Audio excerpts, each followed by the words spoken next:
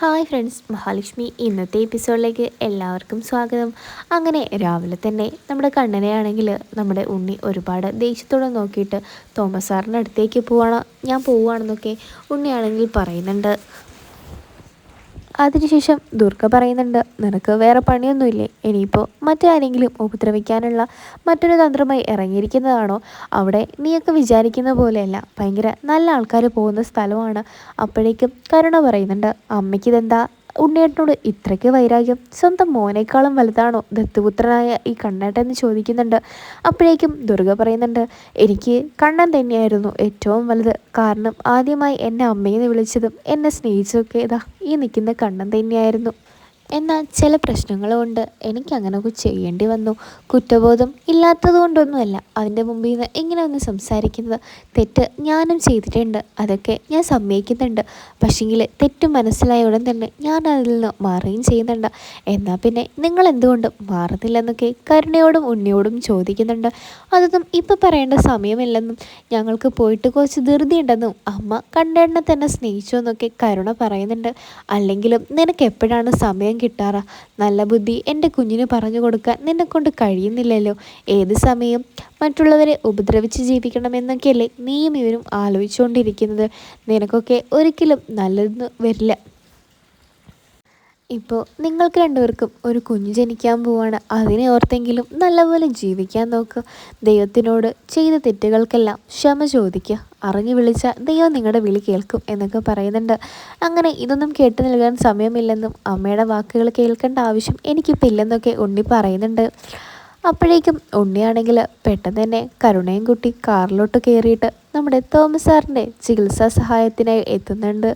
അവിടെ എത്തിയപ്പോഴേക്കും തോമസ് സാറിൻ്റെ അരികിലെത്തുന്ന സമയത്ത് പ്രതാപനെ ആയിരുന്നു ആദ്യമായിട്ട് ഉണ്ണി കാണാനിടയാവുന്നത്. നിങ്ങളെന്താണ് ഇവിടെ? എൻ്റെ അച്ഛനെ കൊന്ന കൊലയാളിയോട് എനിക്കും വെറുപ്പുണ്ട്. പക്ഷെങ്കിൽ നിങ്ങളെ ഒരു കാര്യം മനസ്സിലാക്കണം. ഞാനിവളെ കൊണ്ടുവന്നത് എന്തുകൊണ്ടാണെന്ന് വെച്ചാൽ എൻ്റെ കുഞ്ഞ് ഇവളുടെ വയറ്റിലാണുള്ളത്. അതുകൊണ്ട് മാത്രമാണ് ഞാൻ ഇവളെ തിരികെ കൊണ്ടുവന്നതെന്നൊക്കെ ഉണ്ണി പറയുന്നുണ്ട്. അതിനുശേഷമാണെങ്കിൽ നമ്മുടെ പ്രതാപം പറയുന്നുണ്ട്, അല്ലെങ്കിലും നിനക്ക് വലിയ കാര്യമൊന്നും നീ എന്നോട് പറയേണ്ട ഉണ്ണി. നീ എൻ്റെ മകളെ വിവാഹം ചെയ്യിച്ചത് വലിയ കള്ളം പറഞ്ഞിട്ടൊക്കെ അല്ലേ? എന്തായാലും അതിനേക്കാൾ വലിയ കള്ളമൊന്നും ഞാൻ നിന്നോട് പറഞ്ഞിട്ടില്ല. നീ അയാളുടെ മകനാണെന്നും അയാൾ നിൻ്റെ അച്ഛനാണെന്നുള്ള കാര്യമൊന്നും എനിക്കറിയാൻ പാടില്ലായിരുന്നു എന്നൊക്കെ പ്രതാപൻ പറയുന്നുണ്ട്. അപ്പോഴേക്കും ഉണ്ണി പറയുന്നുണ്ട്, എന്താണെങ്കിലും അയാളെ കൊന്നത് കൊണ്ടാണ് എനിക്കിപ്പോൾ സ്വത്തുക്കളൊന്നും കിട്ടാതെ പോയതും കണ്ണൻ എല്ലാ സ്വത്തുക്കളും കിട്ടുന്നതും. ഞാൻ ഈ അവസ്ഥയിലെത്താൻ കാരണം ദാ നിങ്ങൾ രണ്ടുപേരും കൂടെയാണെന്നൊക്കെ ഉണ്ണി ഇങ്ങനെ പറയുന്നുണ്ട്. അപ്പോഴേക്കും കരുണ പറയുന്നുണ്ട്, മതി ഉണ്ണേട്ടാ, ഇതൊക്കെ ഇപ്പോൾ വീണ്ടും വീണ്ടും പറഞ്ഞുകൊണ്ട് വേറൊന്നും സംഭവിക്കാൻ പോകുന്നില്ലല്ലോ. എന്തിനാണ് ഇങ്ങനെ വീണ്ടും വീണ്ടും പറയുന്നതെന്നൊക്കെ ചോദിക്കുന്നുണ്ട്. അങ്ങനെ കരുണയെ വിളിച്ചുകൊണ്ട് ഉണ്ണിയാണെങ്കിൽ അവിടെ നിന്ന് പോകുന്നുണ്ട്. അതേ സമയത്താണ് പ്രതാപനും അങ്ങോട്ടേക്ക് വന്നത്. അതുകൊണ്ട് തന്നെ വാമനാണെങ്കിൽ വീൽചെയറിലിരിക്കുന്ന മേഘനാഥിനെയും കൊണ്ട് വരുന്നുണ്ട്. ഇത് കണ്ട് പ്രതാപനാണെങ്കിൽ ചോദിക്കുന്നുണ്ട്, നീ എപ്പോഴാ ഇനിയൊന്ന് എഴുന്നേറ്റ് നടക്കുക? നീ എഴുന്നേറ്റിട്ട് വേണം കുറച്ച് കണക്കുകൾ തീർക്കാൻ. നിൻ്റെ അച്ഛൻ വെറുമൊരു പാഴ്ജന്മമാണ്, അയാളെ കൊണ്ട് വലിയ ഉപയോഗമൊന്നും ഇല്ലെന്നൊക്കെ പറയുന്നുണ്ട്. അതിനുശേഷമാണെങ്കിൽ കണ്ണനാണെങ്കിൽ ജാനമ്മയുടെ പരിചയപ്പെടാനും കുഞ്ഞിനെ കുറച്ചുകൂടെ പരിപാലിക്കണമെന്നൊക്കെ ജാനമ്മയോട് പറയുന്നുണ്ട്.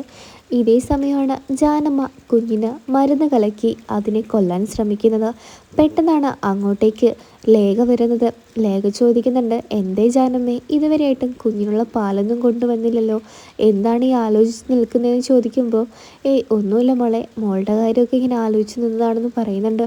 എൻ്റെ എന്ത് കാര്യമാണ് എന്ന് ചോദിക്കുമ്പോൾ ജാനമ്മ പറയുന്നുണ്ട്, മോൾക്ക് എന്നോട് വിരോധമൊന്നും തോന്നരുത്, ഞാൻ പറയുന്നത് കേട്ട് സങ്കടവും തോന്നരുത്.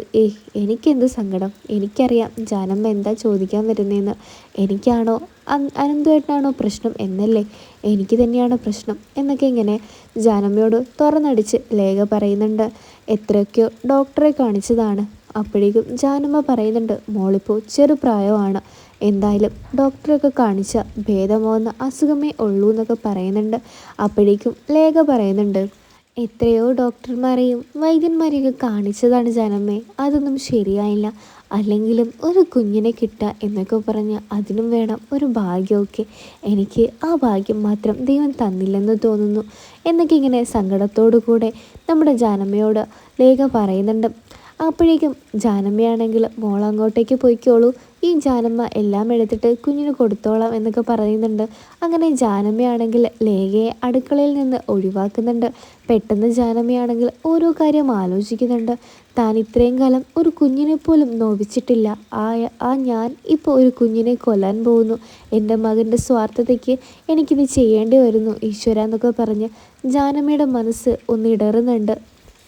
അങ്ങനെ കണ്ണനും അനന്തൊക്കെ ഇങ്ങനെ സംസാരിച്ചുകൊണ്ടിരിക്കുമ്പോൾ ലേഖയാണെങ്കിൽ അങ്ങോട്ടേക്ക് ഒരു സങ്കടത്തോടെ കണ്ണനെ നോക്കുന്നുണ്ട്. നിനക്കിത് എന്ത് പറ്റി ലേഖയെ? ഞാനിപ്പോൾ വന്നത് കുഞ്ഞിനെ കൊണ്ടുപോകാനൊന്നുമല്ല, നീ പേടിക്കണ്ട, എന്തായാലും ഓണത്തിനെ കൊണ്ടുപോകുന്നുള്ളൂ എന്നൊക്കെ ഇങ്ങനെ കണ്ണൻ പറയുന്നുണ്ട്. ഓണത്തിനും കൊണ്ടുപോകണോ കണ്ണേട്ട എന്നൊക്കെ ചോദിക്കുമ്പോൾ അനന്തുവാണെ ലേഖയോട് മിണ്ടാതിരിക്കാൻ വേണ്ടി പറയുന്നുണ്ട്. നീ ഇങ്ങനെ ഒരിക്കലും മറ്റുള്ള ഒരാളുടെ മുമ്പിൽ അയാളുടെ കുഞ്ഞിനെ വേണ്ടിയിട്ട് ഇങ്ങനെ അവകാശം പറയരുത്. മഹിയും കണ്ണനും ആയതുകൊണ്ട് മാത്രമാണ് നമ്മൾ പറയുന്നത് പോലെ ഇത്രയും നാൾ കേട്ടത്. ഇനിയിപ്പോൾ ആ കുഞ്ഞിനെ നിനക്ക് വേണമെന്നൊന്നും നീ പറയരുത്. നിന്നേക്കാൾ പേറ്റുന്നോ അറിഞ്ഞവളാണ് മഹാലക്ഷ്മി. അവളുടെ ഉദരത്തിൽ നിന്നാണ് ആ കുഞ്ഞ് വന്നത്. അതുകൊണ്ട് തന്നെ അവൾക്ക് നിന്നേക്കാളും ഒരു ഇതൊക്കെ ഉണ്ടാവും. അതൊക്കെ നീയും മനസ്സിലാക്കണം. നിന്നവൾ മനസ്സിലാക്കുന്നുണ്ടല്ലോ, അതുപോലെ നിനക്കും സാധിക്കണം ലേഖ എന്നൊക്കെ പറഞ്ഞ് ലേഖയെ സമാധാനിപ്പിക്കുന്നുണ്ട് അനന്തു ആണെങ്കിൽ. അതിനുശേഷമാണെങ്കിൽ നമ്മുടെ ജാനമ്മയുടെ മകൻ വിളിച്ചുകൊണ്ടേ നിൽക്കുന്നുണ്ട്. നിനക്ക് എന്താടാ വേണ്ടത്? നീ പറഞ്ഞതുപോലെയെല്ലാം ഞാൻ ആ കുഞ്ഞിനെ ഇല്ലാതാക്കാൻ ശ്രമിച്ചിട്ടുണ്ട്, ചെയ്തിട്ടുണ്ട്. ഇനി എൻ്റെ ഫോണിലോട്ടോ എന്നെ കാണാനോ നീ വന്നു പോകരുത് എന്നുള്ള രീതിയിൽ പറയുന്നുണ്ട്. ആർത്തി മൂത്ത മകനാണെങ്കിൽ കിട്ടാവുന്ന പൈസയ്ക്കൊക്കെ അതും ആലോചിച്ച് നിൽക്കുകയാണ്. ഈ പ്രാവശ്യം എന്തായാലും ജാനമ്മയുടെ പിഴവ് സംഭവിച്ചില്ല. അങ്ങനെ കുഞ്ഞിന് വലിയൊരു ആപത്ത് തന്നെയാണ് സംഭവിച്ചിരിക്കുന്നത് തന്നെ. അങ്ങനെ ഒടുവിൽ നമ്മുടെ കുഞ്ഞിനെ സുഖമില്ലാത്തത് കൊണ്ട് തന്നെ ആശുപത്രിയിൽ കൊണ്ടുപോകുന്നുണ്ട്. ഈ വിവരം മാർക്കോ അറിയുമ്പോഴേക്കും മാർക്കോ അമ്മയോട് ഓടി വന്ന് ചോദിക്കുന്നുണ്ട്. അമ്മേ, കുഞ്ഞിന് എന്താണ് സംഭവിച്ചതെന്നൊക്കെ ഇങ്ങനെ ചോദിക്കുന്നുണ്ട്. അമ്മ പറയുന്നുണ്ട്, കുഞ്ഞിനെ ചിലപ്പോൾ മാത്രമേ രക്ഷിക്കാനും കഴിയുള്ളൂ. മാരകമായ വിഷം ആ കുഞ്ഞിൻ്റെ ശരീരത്തിൽ ചെന്ന് ചേർന്നിട്ടുണ്ട്. അതുകൊണ്ടാണ് ഇങ്ങനെയൊക്കെയെന്ന് പറയുമ്പോൾ നമ്മുടെ മാർക്കോ അമ്മയെ കെട്ടിപ്പിടിച്ച് കരഞ്ഞു പോകുന്ന ഒരു നിമിഷം തന്നെയാണ് കാണിച്ചിരിക്കുന്നത്. നിങ്ങൾക്ക് ഈ ഒരു സീരിയൽ ഇഷ്ടമാണെങ്കിൽ ചാനൽ ഒന്ന് സബ്സ്ക്രൈബ് ചെയ്ത് വെച്ചോളൂ. അപ്പോൾ മറ്റൊരു എപ്പിസോഡായിട്ട് വരാം. ബൈ.